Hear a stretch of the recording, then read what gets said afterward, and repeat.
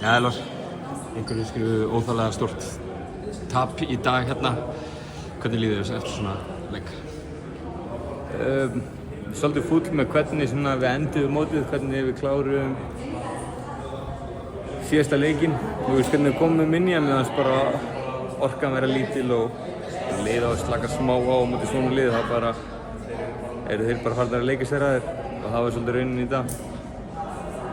Svolítið eins og vindurinn væri úr, en við ætlum ekki að dvelja við kannski þennan leik, að við fæðum svona bara örsnögt, svona móti í heild bara. Nei, þetta gefur alls ekki rétt að mynda mótinu, en svo þetta er það bara mannlegt þegar þú hefur enga möguleika á að keppa staðniðinu og ert að fara að spila á móti liði sem var tæknilega mjög litla séns á móti, þá einhvern veginn verður vindurinn úr þér heldur fljótt ef að byrjunin er ekki góð. En svona mótið í heild sinni, þá er ég bara fárlega stoltur af liðinu og mér finnst við að hafa tekið skref fram á við sem einstaklingar og sem lið í gegnum þetta mót og svo var líka bara í öllum undirbúningnum og svona stuðningurinn sem við fengið, maður er bara orðlaus yfir þessu. Ég hef aldrei upplifað neitt svona og þetta er bara búið að vera draumi líka sko.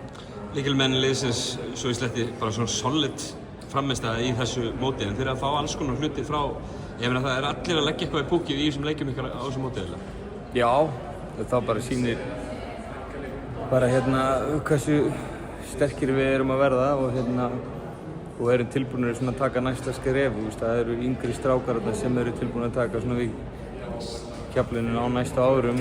Hilmar, Styrmir, Almar, Orri, allir þessi strákar eru bara orðnir fáránlega góðir og maður finnur það bara, og með svona smá meiri reynslu þá verða þeir bara komnir á topp level og þannig að við þurfum ekki að örvænta neitt. Við erum bara, íslenski körfubolti er á góðum stað og við höldum bara áfram að taka skref áfram. Alveg að lokum Pólland fyrir þig, verður eftir eða? Já, ég var bara sóttur á laugardagsmorgun á liðinu mínu. Hvernig líst þér á þetta hérna? Þú spenntir? Ég bara, maður er búinn að vera að leika á bleiku skýi fyrir utan nokkra dagleiki, en það er allt svo flott og fallegt með alla þessa Íslendinga, en svo kannski þegar kemur að því að fer að kólna og verður grátt úti, þá kannski verður þetta aðeins erfiðara. En ég er bara spenntur